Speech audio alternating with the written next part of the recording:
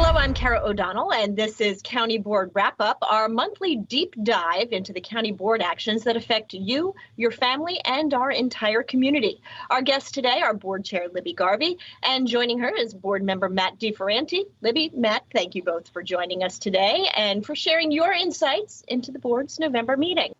Now, the board's November meeting came in the wake of a presidential election, as we all know, that saw historic levels of turnout, even as the COVID-19 pandemic surged across the nation. The board gave guidance to the county manager for building his proposed fiscal year 2022 budget, a budget that, as we all know, will be greatly impacted by the medical and economic crises caused by that pandemic. The board also approved a name for the historic Green Valley neighborhood's new town square, approved a Columbia Pike redevelopment, and much, much more. Libby, Matt, whew, busy month. But let's start with the budget. Now, believe it or not, time to talk fiscal year 2022 already. And that budget year officially kicked off this month with the board providing the county manager with some guidance for preparing his proposed budget.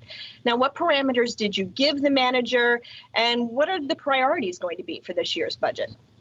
Well, the parameters, the major parameters are what they always are. We have to have a balanced budget. You know, that's at the beginning of every budget we do, and it's one of the things that we're hearing about more even on the national stage, because we're depending more and more for federal help, because the federal government can go into debt. We can't.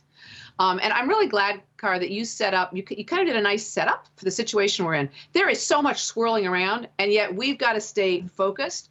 And one of the things that we're looking at is a large gap between our expected revenues and our expected expenditures, a lot because of COVID. And there's a huge, big question mark about what are we going to get from the federal government. So we're looking at a gap of, in the high 50 millions approximately.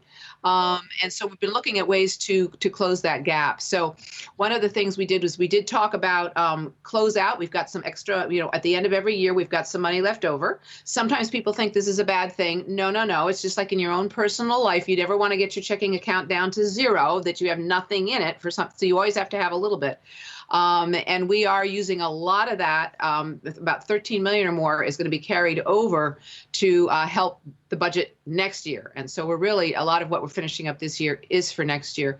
So the guidance included a couple areas we're really looking at. Many of them, based on COVID and being able to meet the basic needs of our population. That's, I think, our number one priority. I'm sure Matt agrees with me. Got to make sure people have food to eat, roofs over their heads. But there were a couple of other items that are kind of interesting that we've got in there that we are going to be looking at, kind of unrelated. One of them is ranked choice voting. That's something that we were given permission to do by the state legislature. We've got a lot of interest in that, so we're going to be looking at that and what's involved with that. Another big one is collective bargaining. We are now, we can have collective bargaining with our police union, our firefighters union, our others, teachers, and that's going to involve some work. So we put some things in the budget to look at those particular items, because the work of the budget does absolutely continue on. So I don't know, Matt, what did you think? Besides the little complete computer freeze we had in the middle of the whole discussion, and I appreciate you and my colleagues just jumping in and rescuing me. Suddenly I couldn't talk. It was very difficult to run a meeting when you couldn't participate. It's 2020. Sure. Yeah. I thought you did a great job with that. We managed it as a team, and so I thought that worked out. You touched on a lot of the big picture that I think is relevant here, and one point that we are so used to, but it bears repeating, is that we continue to have the highest bond rating. We continue to be well fiscally managed. And that really helped us as we sought to address closeout and then the budget guidance for next year. We were able to use some funding to address a gap in this year's budget from closeout. And then the guidance for next year includes, really, we sought to keep flexibility. So there are a couple of ways in which one thing the manager recommended and we agreed with is to use some one-time funding to address the challenges. But we still are going to keep that overall structure of fiscal restraint and smart investment. So that's important. We have a couple of areas in which we think we want to hear and learn about modest the cigarette tax, for example, is an area we now have authority, and that's good policy to help people stay healthy and could give us some small increases in revenues. We also now have the authority on the plastic bag tax, which we want to look at. And so in guidance, we charge the manager with coming back to us with options. We are in a tough environment, but Arlington's strength coming through the BRAC period, the base realignment that happened, which was a huge drop in revenue and jobs for the county, leads me to be cautiously optimistic that we can take seriously the more than $50 million gap that you referred to, but still keep our priorities of helping those most in need and making smart, restrained expenditures. So I think it's good budget guidance in a really tough year. Yeah. I'm going to just repeat a little bit what you said too about the one-time money that we're using, because that traditionally, I've done a lot of budgets and I keep wondering, why doesn't this feel more usual? And I realized, well, it's a very different budget year than anyone we've done before. But usually you don't use one-time money for ongoing expenses. But this time, we've told the manager and, he suggested, and we agree that this is such an odd case that this would be a time to do that, because some of the ongoing expenses aren't really ongoing. They're operating, but they're to meet the pandemic. Once the pandemic goes away, those will go away. So using some one-time funds, however we can get them, is really worthwhile to do. So that's important. One of the things I'll talk about too is because Matt, you mentioned the BRAC, the base realignment and closing, which really our vacancy rate for commercial buildings went way up like this. When I got on the board, it was about 12%. This is in 2012. It wasn't all that high, but everybody was worried about it. And indeed, it just went up and up and up and up. And we just kept struggling with that. And then, of course, when Amazon came and we got HQ2 here, that stopped that. And then it's been coming down since, because not only is Amazon filling up buildings, but I've been attracting other companies as well. And of course, we had some other ones that came in at that time because we've been working so hard. But thank heavens, that's because I realized, Matt, I don't know if you noticed when they showed the graph of where our vacancy rate is again, it's about up. It's not quite up to where we were at our worst. And I was thinking, thank heavens we weren't up at that point when we started going up even more, that we brought it down and we're heading back up. But I don't think it will get much worse than what we had at our worst time before, which is, we managed that before and we'll manage it again. We will. Yeah, I think that economic development component and partnering with Amazon has proved to be an important piece. We had no idea we were going to be in this challenge, but it's also a sort of helpful to keep remembering that jobs are at the center of what we must do. And so there's another project we worked on. I might bring up one more thing just so people understand. I mean, this is, we keep saying these are difficult budget years. I think this one really will be. You're talking about jobs. We're probably going to have to decrease the number of employees that we've got. And we're trying to find good ways, maybe through retirement and things like that. But there are some services and things that we're going to absolutely, we've already cut back quite a bit, but we're going to have to, it's just not going to be what people are used to when we come back. So I anticipate some future of these discussions with you, Kara, that are going to be, talking about some really tough decisions that we've got to make. So. And that actually brings me to my next question is, how hard is it to even start thinking about a fiscal year 22 budget when there's just still so much uncertainty, both at the federal level? We don't know what's going to happen with a virus. Obviously, we're hearing some great news on the possibility of vaccines coming in. But is there concern of this affecting some even core services of the county? I think, concern, but I think we'll keep those core services going. I think the key is what Matt brought up, which is flexibility, was what we tried to put in our guidance to the manager, I think. Yeah, I think core services now are about helping people have food and staying in their homes, avoiding evictions. And we have really made that a priority as a board. And I think we have reduced our library services, which is we want to be able to do that, but for safety reasons and also for budget reasons, we've had to reduce. So it depends a little bit on what core services mean to you. If you're without a job and struggling to pay rent, then Help from Arlington Thrive is a very core service. And so we'll have to keep, I think it is, Libby, you're entirely right that we are at risk of having to let county employees go. And it is such a priority for the entire board to avoid that. But we have to be fiscally smart as we do this. So. Yeah. And we've already had, I mean, we've let a lot of, temporary part-time employees we have cut back on, as have schools. So yeah, no, these are tight times. Flexibility is key. And yeah, it's hard to think ahead, Car, but I think we're getting a little used to it. If you'll just remember back when we had that beautiful 400+ page budget that our manager had put together, we were anticipating the easiest budget year ever. I was just going to coast through this year. It was going to be great. Famous last words. The whole thing went out the window, and that's kind of what we've seen. I think we've all gotten used to dealing with the unexpected, and just knowing that we need maximum flexibility, and we need to what we need to hang on to are our core principles, and that's keeping people in their homes and fed. And then I will add, Matt, to those two, the whole healthcare and COVID, the testing, the vaccination, that will be the next priority. So it's food, shelter, and health. And those are the three major ones. And then just one more point, we are very aware that health includes mental health. People need to be able to get outside. That's part of trying to keep the libraries open a little bit. And heavens, anything we could do to get our schools open, and that's providing the internet. And now, yes, now we're into the there's a lot going on. Yeah, there's a lot to be thinking about, and we're doing our best. We are. And just to kind of wrap up, then, going back to that federal level, with obviously the results still uncertified at this point, but we will be looking at a President-elect Joe Biden.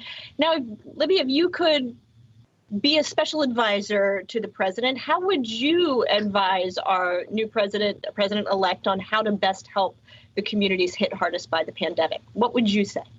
Well, I actually heard him say it. So I'd say, yes, you're right. And that is in a way I heard him I was just listening to a little newscast thing talking about how your local governments, if we don't provide more help, another CARES Act, a HEROES Act, or whatever, it's local government that keeps it all going. We're the ones you've got fire protection because we cover the fire department.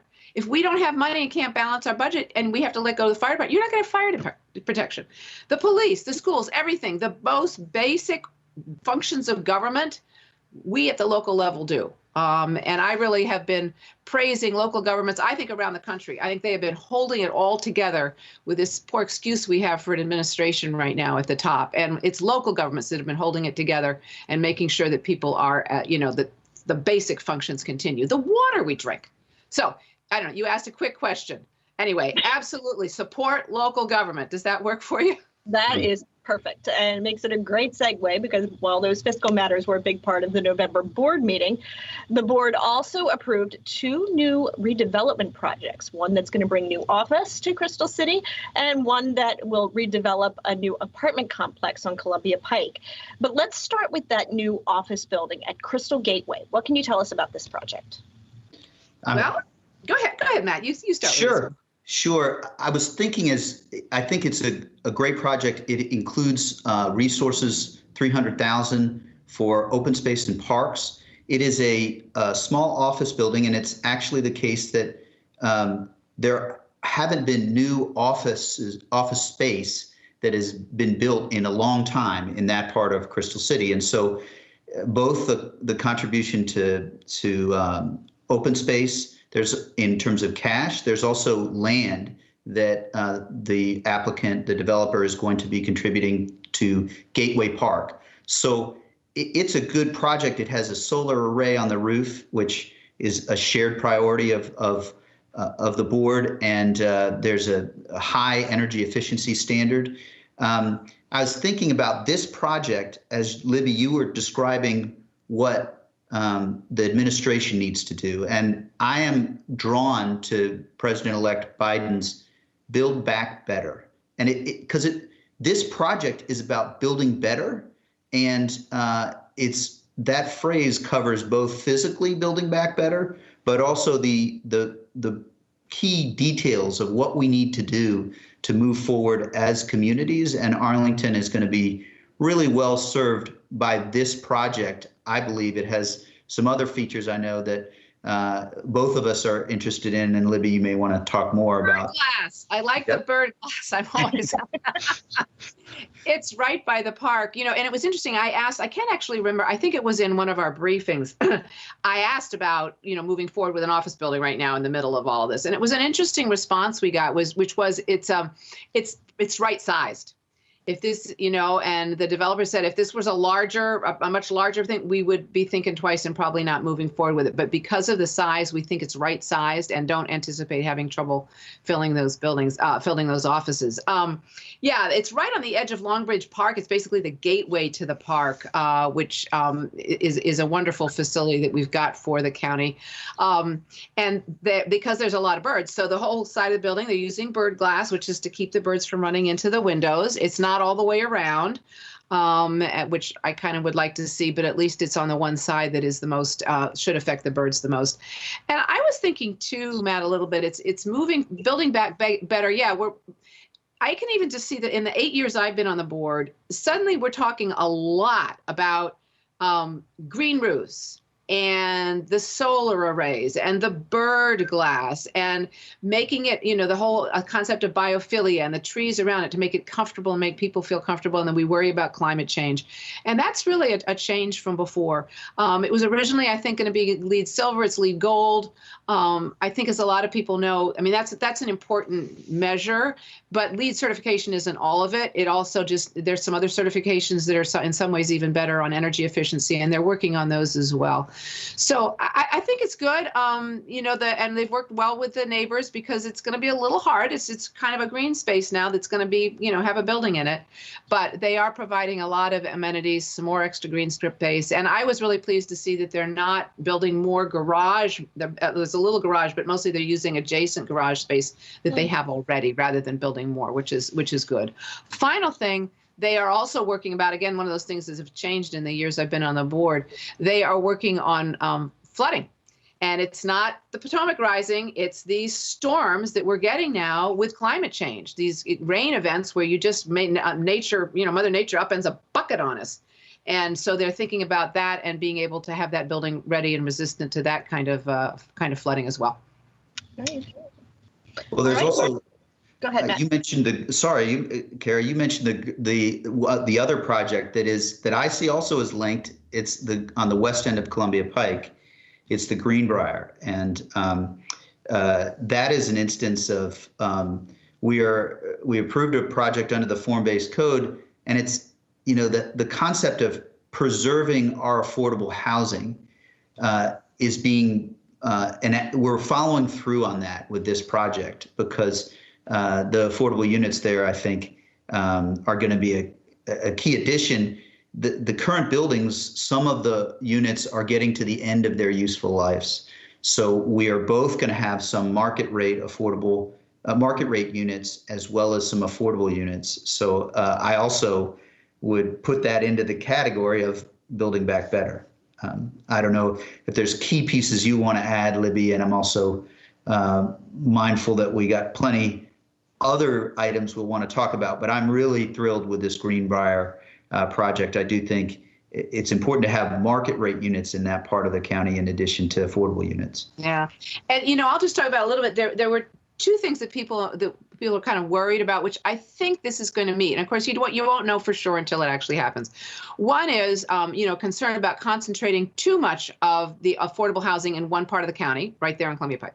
But this is a combination. There are going to be quite a few market rate, which I asked about the rent, and it's very much sort of your middle income area. So, and there are a lot of those units, and they've got some 3-bedroom units, which I think is great. So I think it's going to bring some good housing diversity to that area. Another concern has been parking.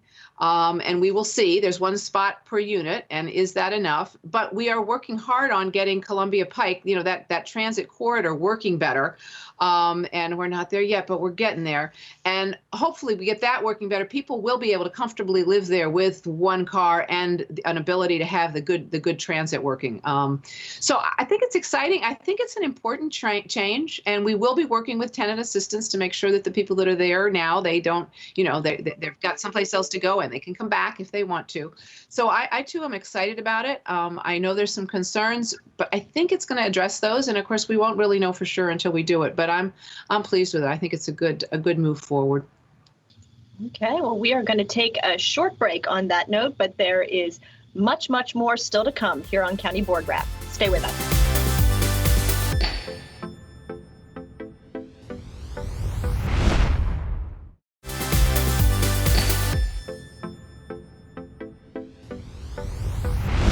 Welcome back to County Board Wrap-Up, our look at some of the key decisions the board took in November and how those decisions impact our community. Joining me today are Board Chair Libby Garvey and Board Member Matt DeFerranti.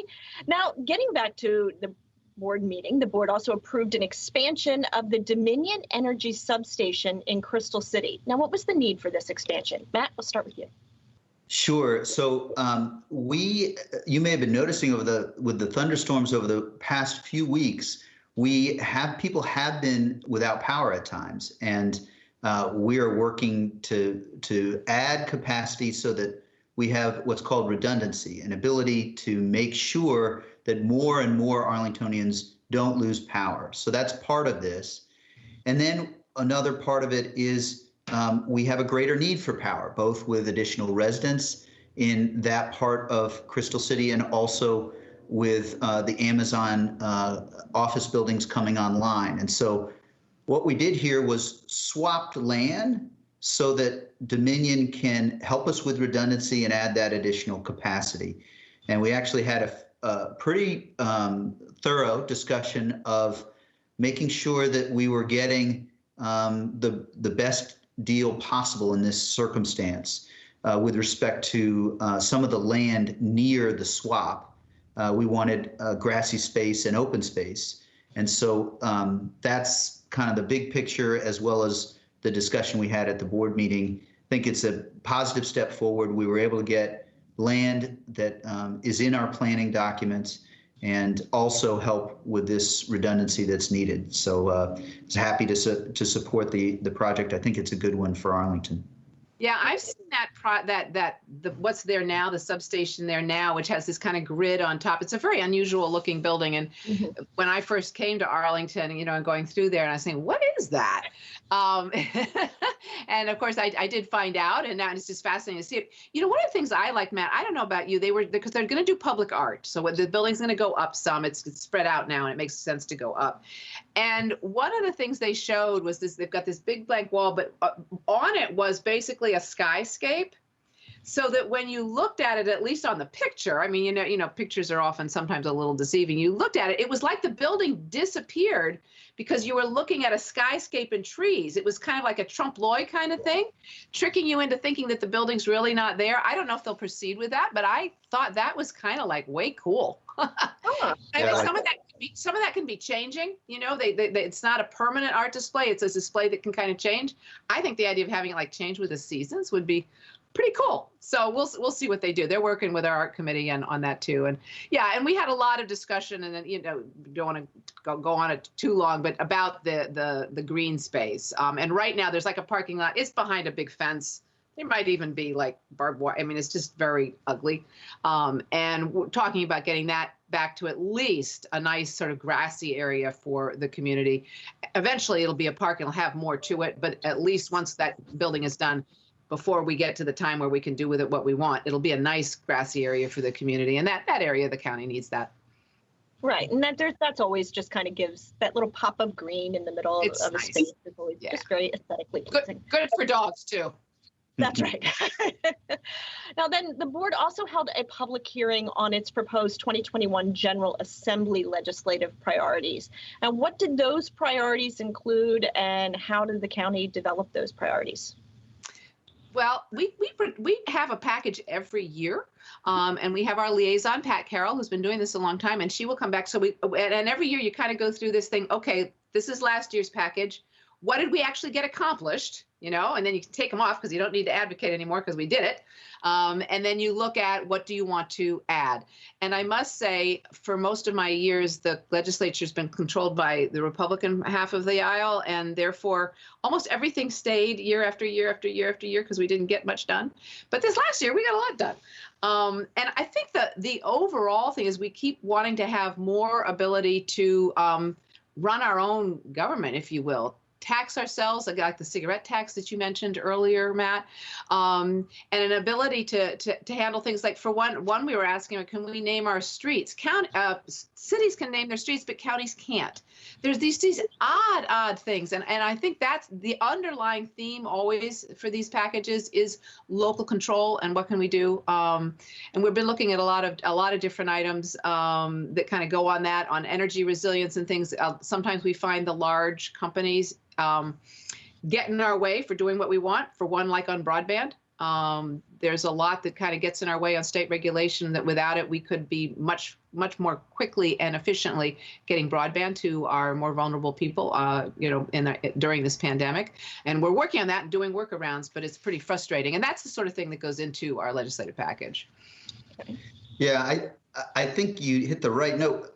In some areas, we made a lot of progress on last year's legislative package, like environment and energy related issues, climate change. We made a lot of progress last year, so we have additional items in that area. But we also know that this is going to be a virtual legislative session, so the number of bills is going to be a little more limited. And it was good to start the process. Really want to make sure our residents all know that this is a public hearing that was starting the process. There will be a couple of opportunities over the coming weeks to add your thoughts and recommendations that we will hear. I think one is coming up on the 24th. So that's the context for the legislative package. We have to keep in mind tying it back to this moment and COVID, and so health is a key piece of our priorities. Housing is also a key part of our legislative package. It's a very different legislative environment this year than last year. And so we're going to try and target on those basic needs and continue with some of the good governance, getting more authority for Arlington to do what's best for our community. That's the package, and there'll be more opportunities to come. Yeah, and it's usually asking the state to step up and help us. Actually, one area though that we've carried on that is a constant frustration is trees. We have so little ability to protect our trees. And last year we put in a study, which I don't think the study happened this year because of COVID. And right now the legislation is such that when a developer cuts down trees and plants little new trees on a site, they get credit for planting those little trees. But if they keep the big, beautiful trees, they get no credit. So there's actually incentive to cut down trees. And we gotta get rid of that. And that again is in the state code. And it's really frustrating how long it takes to handle get some of these things through, but that's the way it goes. So we're continuing to push on that as well. All right, well, we will see what happens with that. And with that, we will take one more short break. When we come back, we'll close out our November County Board wrap-up with a look at a new name for a town square in a historic Arlington neighborhood, a new playground for a Rosslyn Park, and the return of a much-loved Arlington holiday tradition. We'll be right back.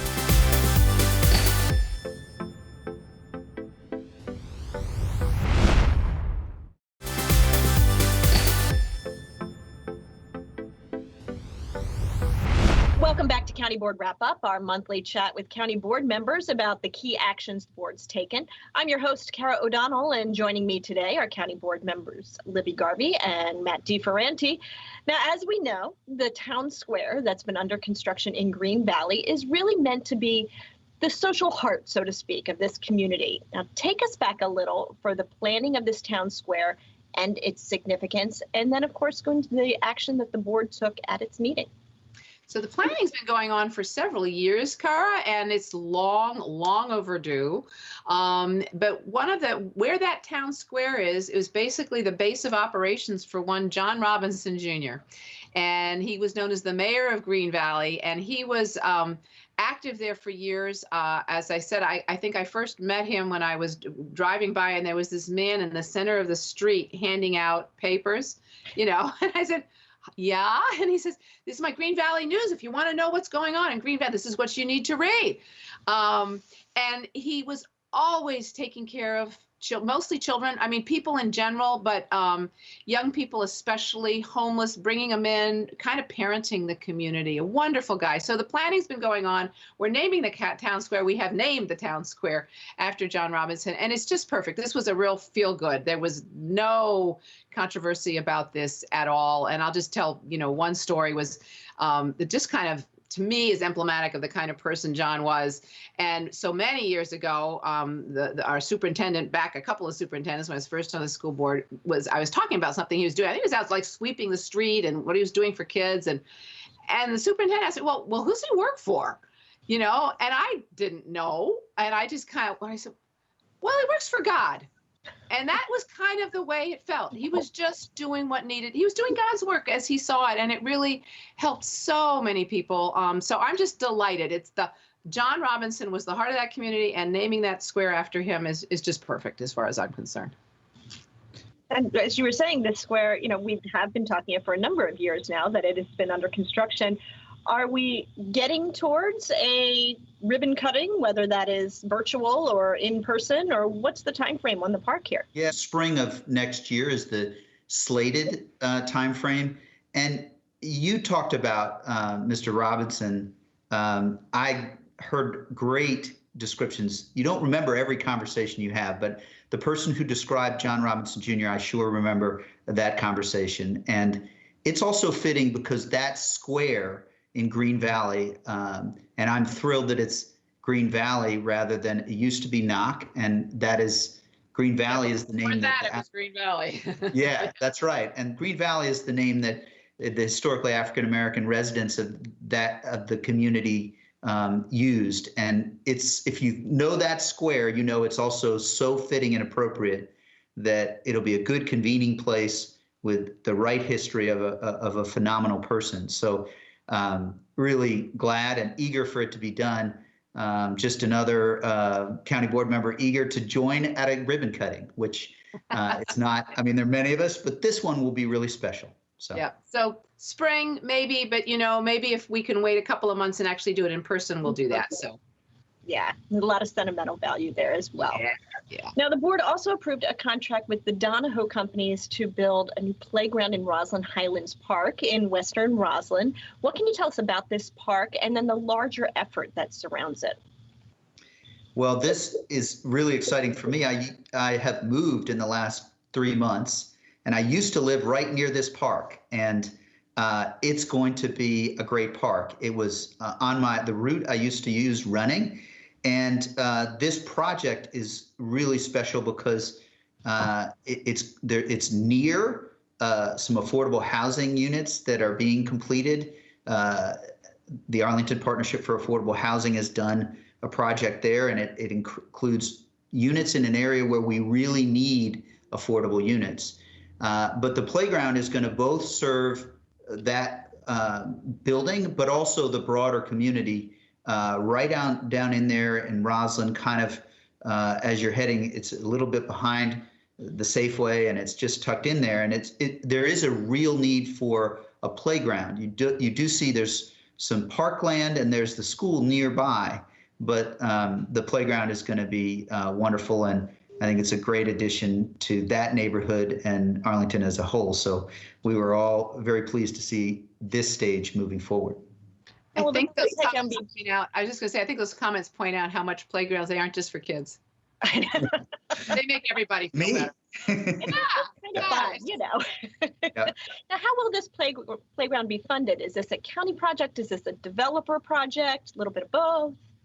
Well, it's a significant contribution. Actually, it's part of the community benefits that the adjacent building I was mentioning is part of what was necessary for us to approve that building. So it's cost efficient. That we will do maintenance, of course, but it's small, but critical in being there, and we are getting this benefit in part from the applicant, the Arlington Partnership for Affordable Housing. And from our listeners here, if you're an Arlington taxpayer, from you as well, thank you. Well, and then we'll wrap up with a true sign of the holiday season to come. The board issued a right-of-way permit for the South Arlington Lions Club that allows them to use some of the public road right-of-way at the intersection of Columbia Pike and South 4 Mile Run Drive. So it's a total of about 16 public parking lot spaces for their annual Christmas tree lot. Tell us a little bit about this program and helping Arlingtonians get into the holiday spirit in what has been a crazy year, to put it mildly. Yes, and the holidays are going to look different too. In fact, I might take this opportunity, a little PSA, think through your holiday plans. You got to wear masks. Large family gatherings, don't. Traveling, just don't if you can avoid it at all. And we've got to do a lot of things virtually, but we can still have Christmas trees if we want, if that's the way you celebrate the holidays. Or a wreath. Stop by and get just a holiday wreath. It doesn't have to be a Christmas tree. And that particular lot, when they first started to use it, it was difficult. We had to work through a lot of things, and it was painful. This time, no, we can just do it again. It's a large empty area, and of course outside with the pandemic, it's much better to be outside. And they will be, spacing and wearing masks, and making sure there are not too many people at a time there. That's my location for getting my Christmas tree, has been for the last several years, and they're really great, friendly. They've got volunteers that come. They're going to be working in teams and really doing everything, working with our health department to make sure that it's healthy. But it's just delightful that we can actually continue with that, because not everything has to stop with this pandemic. We just need to be doing it differently and be smart about how we do it. Of course, it supports a good cause as well. Absolutely, and they use that money to do a lot of good volunteer efforts around the county. So we need to support. I during this pandemic, and if we get into the holiday season, I guess next month we'll talk a little bit more about that. It's a season where you really focus on community and giving back and supporting. And these organizations like the Lions Club, that's the Lions Club is running this Christmas tree thing. The Lions Club, Kiwanis, Rotary, some of them have been around for a long time. But that's part of our safety net. And part of the reason that we've gotten through this pandemic is that safety net existed. It might not be as strong as it might be, and some of it's getting older, but it was all there and could just kind of step up, which really gave us a head start. If we'd had to go into this pandemic without that kind of basic structure of organizations that have long worked to support this community, we would be in much worse condition than we are now. So really, thanks to the Lions Club and everybody, the least we could do was to allow them to have that land for their Christmas tree lot this year. Yeah, I think it's wonderful. It was good to see this and move forward on this. It's been such a difficult year that we need to remember both service and to celebrate at times. And so it was great to approve. And I know that we will be going. I am newly married, and we will be going to get our Christmas tree at that location. I can tell you my wife is so excited to put up ornaments. And so it's a great project on the whole. I think she is not alone in that feeling. I've seen a lot of Christmas trees up already. I think people are just very eager to get to the end of 2020. Yeah. And thank you for bringing up your wedding, Matt, because I was just thinking when you talked about moving houses, I said, well, should I congratulate him on getting married? Because people might not know. Anyway, congratulations. Thank you. And enjoy your first holidays. And I just like to say everybody out there for Thanksgiving too, please be careful. Remember, do not, they're thinking now the virus is spreading a lot in small family groups.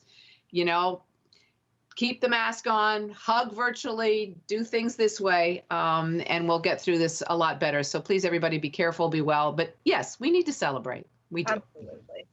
Well, on that note, that is a perfect way to bring us to an end of another county board wrap up. Thanks for joining me, Board Chair Libby Garvey and board member Matt DeFerranti, for our look today at the key actions that the board took in November. We hope you will join us next month when we close out 2020 with our December board wrap up and get ready for a new year. Until then, stay safe, enjoy a safe and happy Thanksgiving. The holidays will be here before we know it.